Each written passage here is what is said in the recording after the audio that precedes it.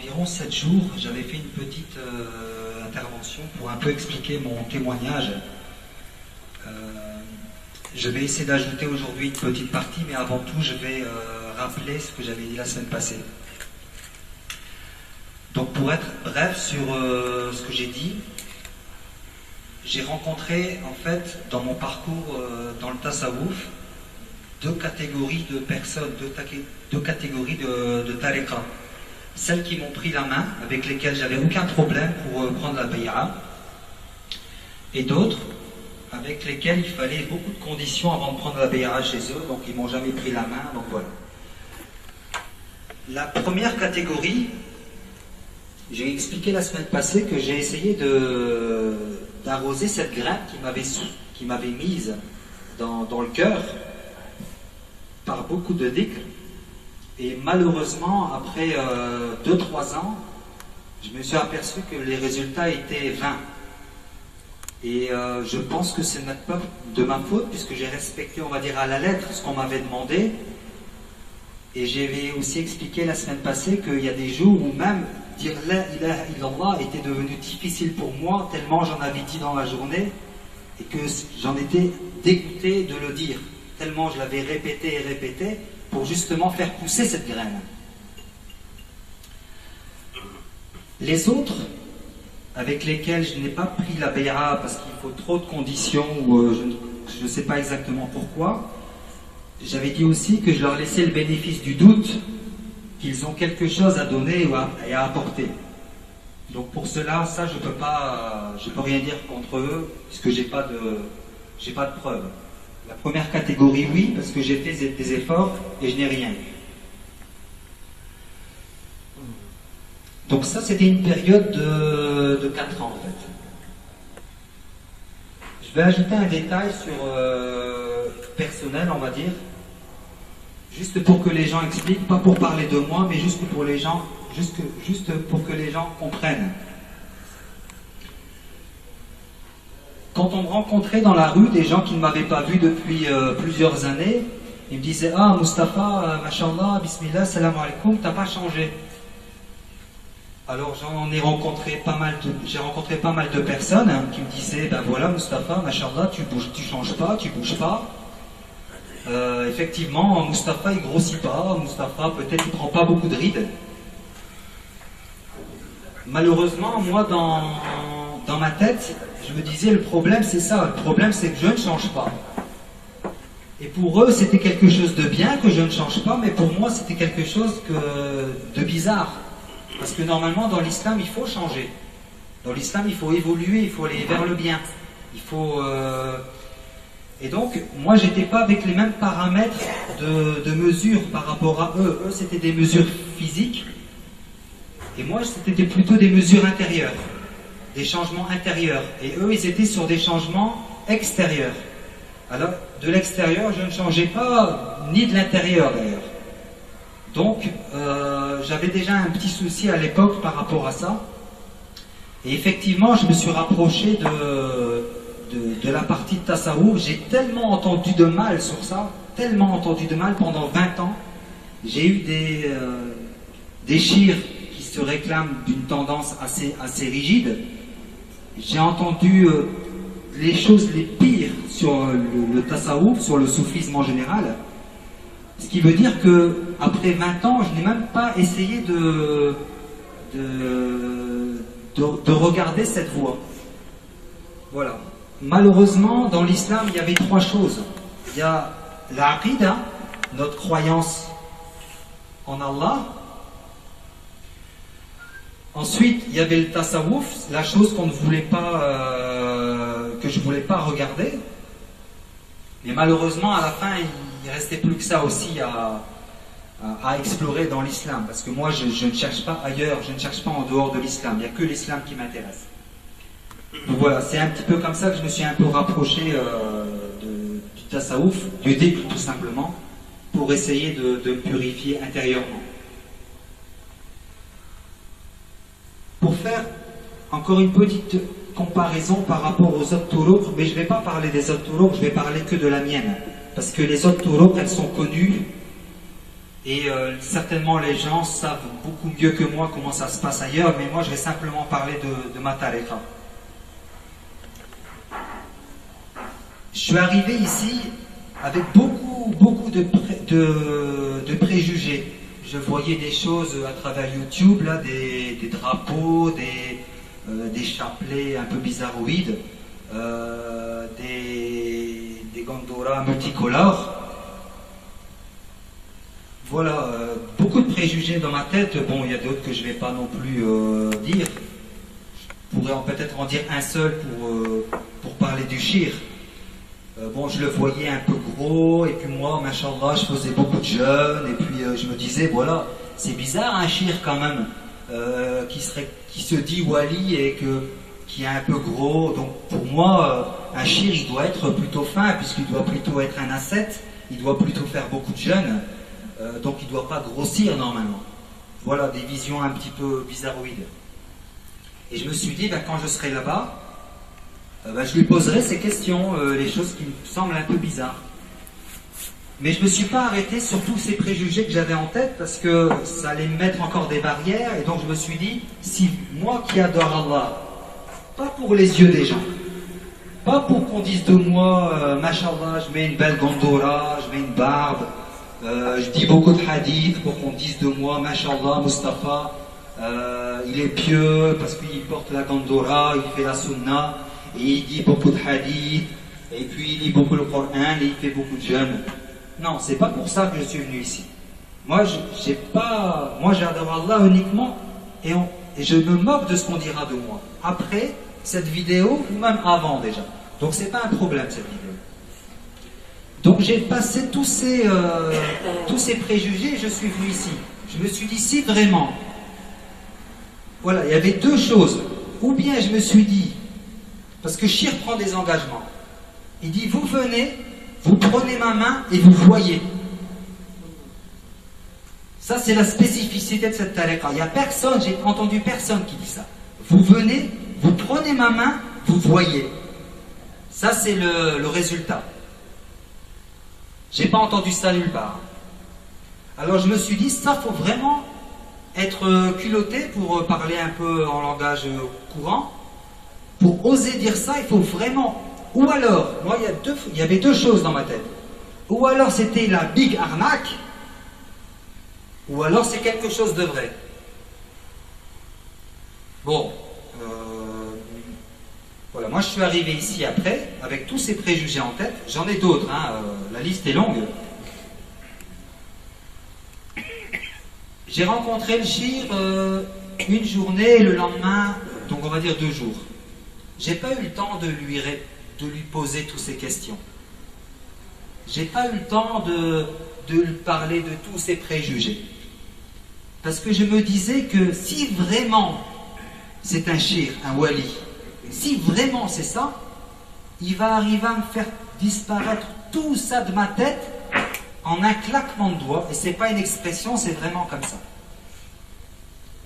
Il m'a, on va dire pour parler un peu en langage courant, retourné le cerveau. Il m'a tout remis en place et tous ces préjugés que j'avais ont disparu.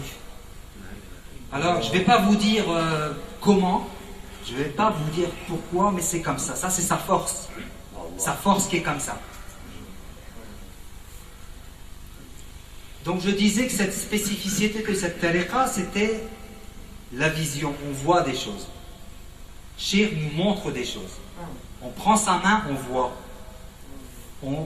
On fait du dhikr, on respecte cette fois-ci l'ordonnance et on voit. Et on voit plus et encore plus encore.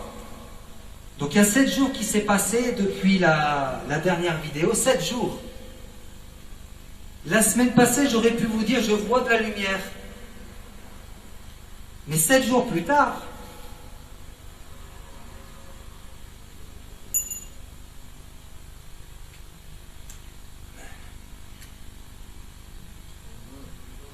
donc la lumière est toujours présente et elle est plus intense encore.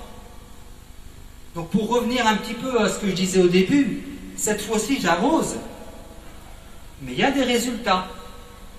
Donc ça veut dire que le shir est vrai.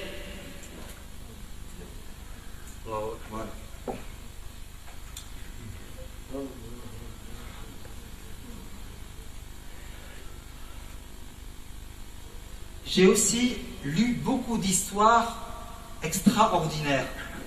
Les awliya, les karamat, dans les livres, j'en ai entendu beaucoup. Alhamdulillah, ça m'a beaucoup nourri ça. Et je me suis dit, j'avais beaucoup d'envie un jour de rencontrer une personne comme ça. Mais malheureusement, c'était dans des livres. Alors on croit ou on ne croit pas. C'est des livres. Donc il n'y a pas de problème. Ici, je suis sorti des livres.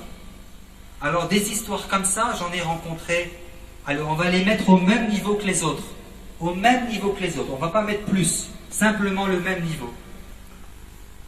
Mais là, les gens, c'est eux. On rencontre les gens à qui ça leur est arrivé. Donc, on est sorti des livres là. On n'est plus dans les livres. Donc, on va dire peut-être que c'est une personne qui me ment. On va dire, ok, une personne, elle me ment. 2 personnes, 3 personnes, 10, 20, 30, 40. Impossible que toutes ces personnes-là se mettent d'accord pour raconter des bêtises. Dans plusieurs villes, dans plusieurs pays. Donc ça, c'est pas possible. Les gens qui font un peu de mathématiques, ils vont dire que plus on multiplie des choses comme ça, plus ça devient les probabilités de mensonges, de s'arranger entre nous pour faire des mensonges, c'est impossible. Donc de manière rationnelle, ça peut être que possible. De manière rationnelle. Donc ça, c'est pour ceux qui ne croient pas. Par contre, ceux qui croient au karamat et tout ça, ici, c'est des livres ouverts. C'est des gens qui nous parlent. Il m'est arrivé ça. Je ne peux pas raconter quoi parce que le site est plein de mushahadat. Vous écoutez, malheureusement c'est en arabe. Il y en a plein, des choses inimaginables. Inimaginables. Dignes des livres. Prenez des livres, lisez les karamat des awliya, c'est la même chose. Voire pire. Voire pire dans le sens mieux. Donc moi voilà, je suis arrivé les mains vides, le cœur vide. Et j'ai trouvé un shir. On m'avait dit attention, tu vas devoir embrasser la main, embrasser les pieds et tout ça. Non. Non, c'est lui, subhanallah. C'est lui qui m'embrasse les pieds.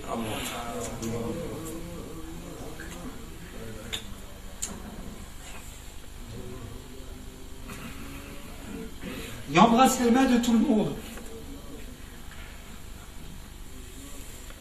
Il donne des choses physiques. Mais nous, les choses physiques, à la limite, on s'en moque. On s'en moque, on va dire. Mais il donne des choses spirituelles. Et j'étais venu pour ça. Et en plus de ça, il nous donne à manger. Il donne. Lui, il donne.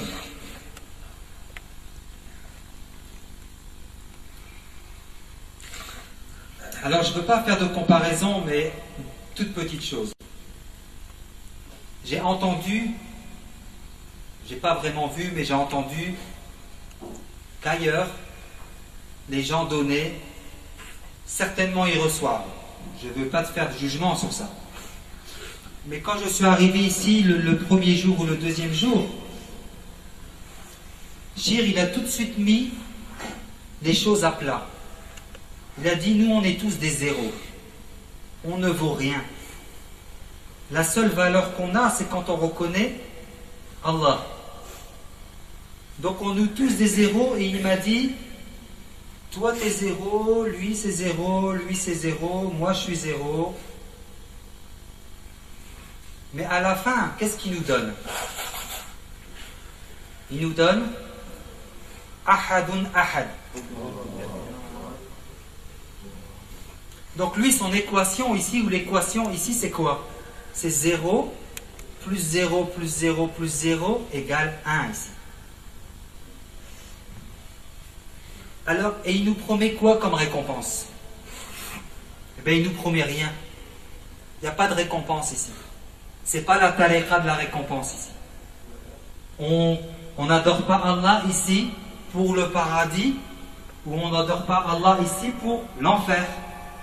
Nous, il nous apprend pas ça. Il nous apprend à adorer Allah pour Allah. Nous, on n'a pas peur de l'enfer. On n'a pas peur de l'enfer. On n'adore pas Allah parce qu'on a peur de l'enfer. On adore Allah pour Allah.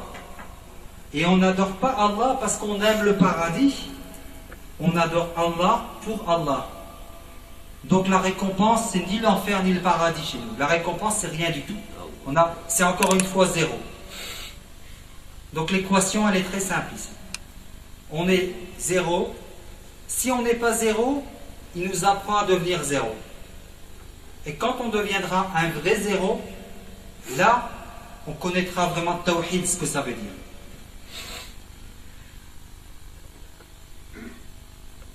Vous avez peut-être entendu dans les mushahadat que cette tariqa était aussi représentée par la spécificité aussi, c'était l'amour. Alors ici, quand je lisais avant des hadiths sur les compagnons et tout ça, j'étais frustré de voir, de lire cet amour que je ne trouvais pas chez les musulmans. Alors cet amour, j'ai trouvé ça ici aussi. Donc maintenant, j'ai plus de frustration, je suis content parce que je sais que ça existe. Voilà, on n'est pas dans le hadith ici. On lit pas le hadith ici. On est dans le hadith. Ici, on ne lit pas le Coran non plus. On est dans le Coran. Et on n'apprend pas le tawhid non plus ici. On est dans le tawhid. On sent le tawhid.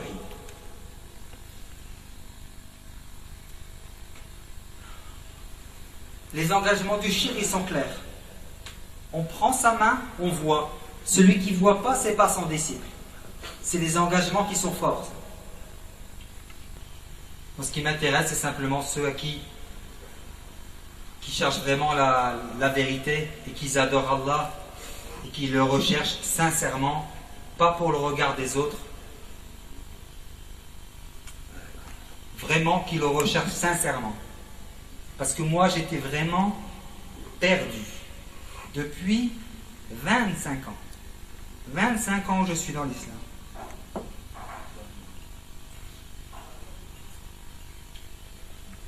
Et quand je me suis vraiment regardé, même que je faisais mes 5 prières et que je jeûne et que je fais comme tout le monde, même si je faisais ça, je savais qu'il y avait un truc qui manquait. Donc celui qui cherche vraiment Allah, voilà l'engagement du shir, et j'ai essayé de faire un engagement à sa hauteur. C'est pas possible. Moi, je ne peux pas ouvrir les cœurs. Il n'y a que shir qui sait faire ça.